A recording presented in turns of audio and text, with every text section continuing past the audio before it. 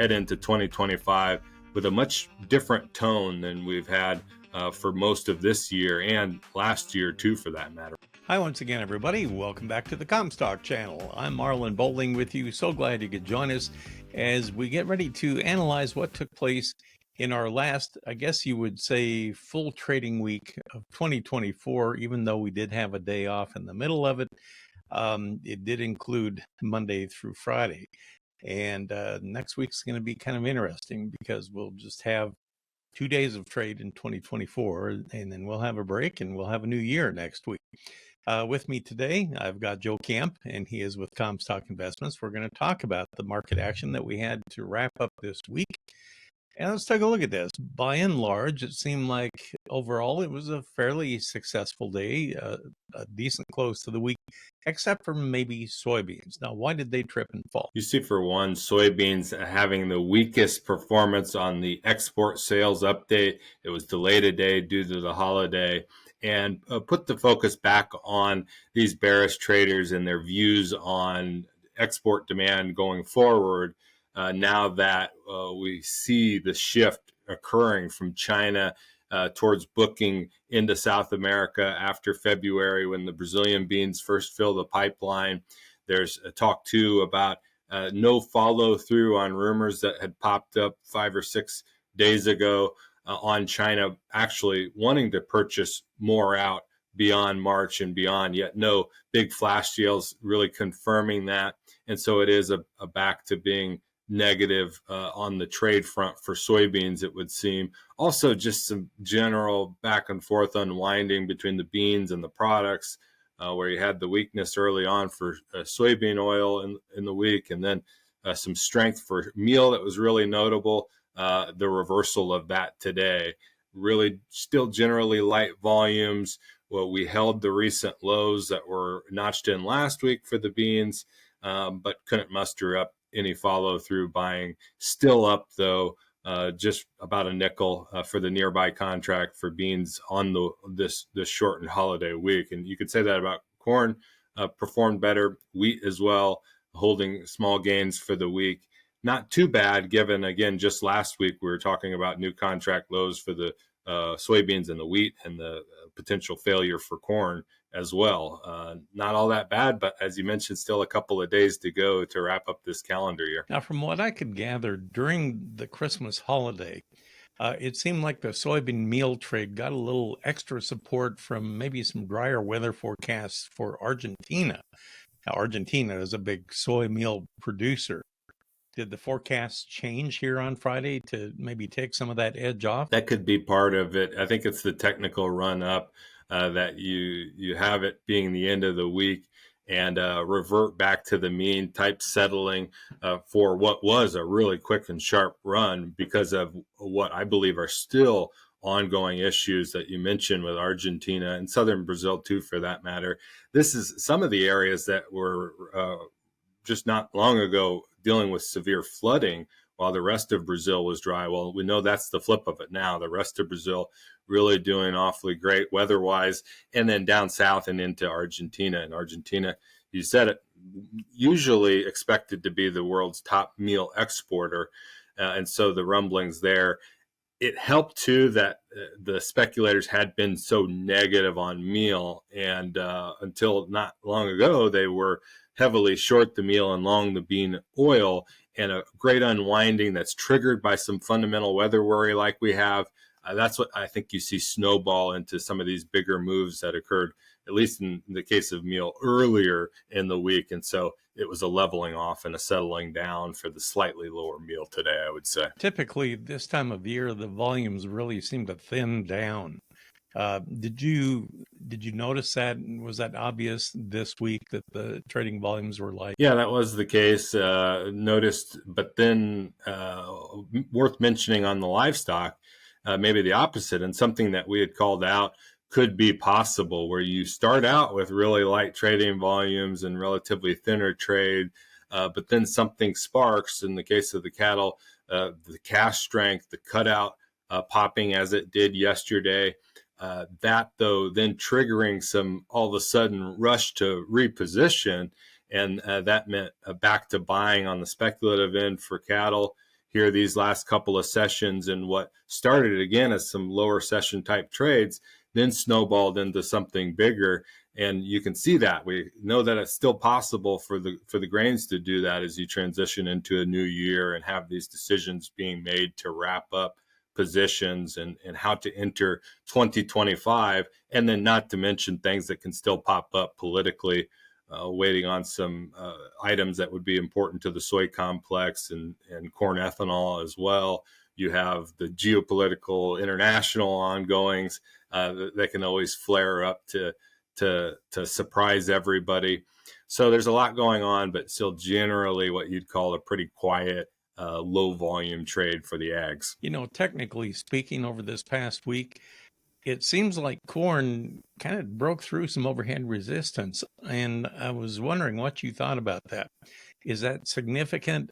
Or does the fact that that was a light trading volume during the week subtract from the significance of that? What do you think? I think it subtracts from the significance because you have a setup that now has to be confirmed at the beginning of the year, and the start of January being a month that we know often triggers active selling on farmers' behalf. A new tax year rolling in, some activity to let go of grain, especially when you have for corn the run back up to this psychologically notable 450 level. We know that was the case the last time we were up here, where it did bring out heavier farmer selling. So in my mind, it's a positive setup. It's a technical achievement worth talking about, but now it's something we've got to wait for confirmation on, and that has to occur within the first couple of days of January, when we do have more of this volume returning to the market. And then the technicals will shift into something a lot bigger, and that would be the fundamentals and the support and or denial of the recent trend based on what we see out of the January 10 crop report. Just something to look ahead towards. Now, I would think that if this mini rally that we've had in the corn actually did spur some farmer sales, that would be reflected, I guess, by changes in basis out in the country. Has the basis widened out any lately or not? You have seen that in areas, I would say generally it would stay steady or have weakened, where there was more movement. We talk about the West having basis that's held up relatively better. There's pushes here or there, but we're not at the time of the year when farmers are making the end of the year sell or store decisions that these buyers are necessarily known to want to be out there and really pushing for coverage. They're home for the holidays as well. So to see a little bit of a lull in an otherwise pretty firm basis landscape across a lot of the Corn Belt, then you see just the same as any other market in decision that's got to be made. It's let's wait and see what happens into the first of the calendar year, and that's why up here at 454, the settlement for March futures, a little bit of an extension that if farmers notice that when we come back into the trade next week, then that could generate some activity that would add to the possibility of seeing some chart resistance form up here and some profit taking there on the speculative positions that are remaining net long in the corn. And we'll see that not until Monday this week. Delayed the commitment of traders update should continue to show basically these hedge funds adding length to their corn bets, but yet staying really rather negative on soybeans and wheat. I would think you would normally see a spike in cash corn deliveries right after the first of the year, whether it's delivering on old previous sales that they had made, or maybe they just want to go out and core the bins, as we get into the depth of winter here, so they don't get hot in the center of the bins. But is this typically at the beginning of a new year? Is that typically kind of a time of year where it's hard to get much of a rally or not? It's not necessarily difficult to have a rally if the speculators are bullish enough to outstrip the selling pressure from the farmers that we're talking about, because you do look at historical marketing averages, and farmer selling is more active in January than almost any month of the year, except right into harvest, more active across the scale type selling in October. But January, for all the reasons you mentioned, active. We're having those conversations like the one earlier that we know we're going to be making sales sometime next month. Not only is it a new tax year that allows for some income to roll in potentially, but you have bills due January 31st or really soon. And to keep that in mind, it'll encourage, I think, more conversation about should we be letting go of some grain that we carried into the new year. And it could limit the upside. But again, I think there's a lot at stake of if the speculators stay bullish on corn, they're going to potentially convince the others to cover shorts and turn a little bit friendly on the soybeans and wheat. And then we could head into 2025 with a much different tone than we've had for most of this year and last year too, for that matter. We're finishing the year really rather similar to 2023, which is the grains at the bottom end of the performance lists for commodity futures, but maybe having room to catch up to some of the others as we go forward. There's a lot of reasons why we could think, of course, 2025 looking different than the 2 years prior. I've always heard that the early Brazil soybean crop makes it to the ports maybe in January or February. If that's the case, is our window now closing for export potential from the U.S.? I mean, are things going to dry up in a hurry here when it comes to our overseas sale? Yes and no. We do look at beyond that February timeframe and expect that, and it's seasonally expected. It's not out of the question for buyers like China to shift demand into South America as those beans come ready. But I say and no because we're going to continue shipping for the next couple of months at a really heavy rate, or we hope to. And that can still involve buyers like China pricing previous purchases and in some sense arbitraging what the current values are, a discounted U.S. market versus what the future values are going to be in Brazil, because there's not a lot available that they can draw on right now. They need that fresh stock. And depending on all of these factors like currencies for one, crop quality for two, and then the biggest one, trade policy and the outlook there, that's something we're going to know a lot more about, in February. For now, we're starting to telegraph and see that change occur ahead.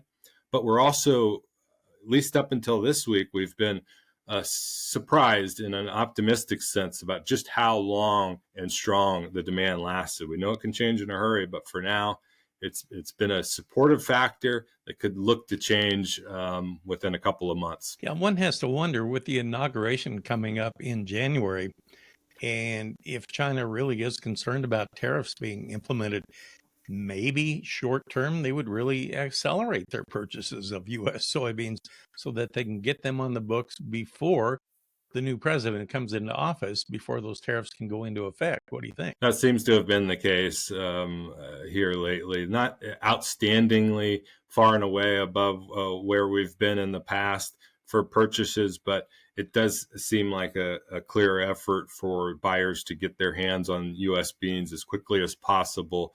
But there's also a watching of whether these buyers are going to start to stack up some commitments for, say, February, March, April, even alongside knowing that the Brazilian crop will be ready, and then playing the game of, well, let's see what prices are when we get there, and also how trade policy looks and where those currency markets have shifted and everything else, knowing that as history has showed us, the Chinese buyers can step in and cancel those purchases when it's economically advantageous. So that's what we'll keep an eye on.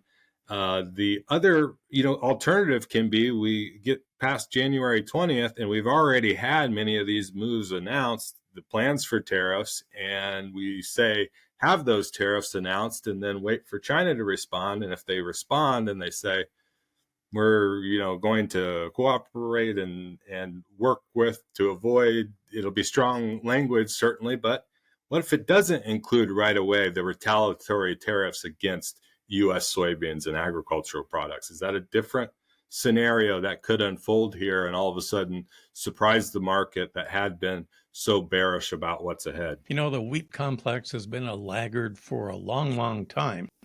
Once we turn the calendar over to 2025, how soon seasonally do you see an opportunity for the wheat market to finally get some traction? One key would be the development of the Southern Plains wheat crop after a better year following several years of severe drought.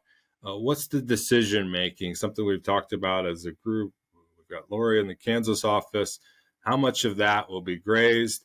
How much of that will be grazed out, and how much will actually make it to grain harvest, and or how much could potentially not make it to harvest and go to corn acres? A lot of moving parts there, and of course a lot of weather to come still before the winter wheat crop is made. So it is that getting into the first time of the year, late January, February, look how the spring outlook is developing, where we could start to gain some traction pre-harvest. And the same could be said where we're getting into those first couple of months of the calendar year, and then we've taken better stock about what's available or not in competing exporting countries. And that's a big theme here lately, that we're seeing exportable surpluses dwindle in the hands of, say, Russia and Europe. And those are the main competitors that have gotten in the way of the U.S. wheat market here lately. So that could change going forward. The big negative is that there's also, like we're talking for corn and soybeans, really big wheat crops in the southern hemisphere right now coming online. Argentina, maybe that changes if they continue dry, but they're largely already in the bag on the previous season's wheat crop. Australia, it's been mentioned, having really a good prospects overall this year. So it's not going to be an overnight turn by any means, but it can be seasonally expected that we may be close to finding a bottom. We'll see. Okay, you mentioned livestock earlier, and as I look at a cattle chart here, I mean, it just seems like it's wildly volatile ever since probably mid-September. But it seems like it has found a comfort zone, even though it has these big whipsaw swings to it. Anytime live cattle are like over 185 or so, they seem to be totally comfortable up that high. And I don't know, given the fundamentals underneath the cattle market, I don't know if they can take out that floor anytime soon, can they? Not until there's a bigger concern about the health of the consumer, because we continue to call for this wondering about high prices again, relatively historically. A driver this week, certainly the big gains for the cutout. Will the consumer turn away? And does it fit with now transitioning past the holiday? When will there be this lull in demand? Well, all of a sudden the market's trying to express, look at what we see in the cutout, look at what we see in indications from the cash market. Think about how, okay, yeah, we may be getting past the holiday, but that actually means that the buyers, they got to catch up on it after a couple of weeks of slow buying. And we haven't seen the consumer turn away from beef prices at these levels. And so that's why I think the board can be comfortable at these higher ranges.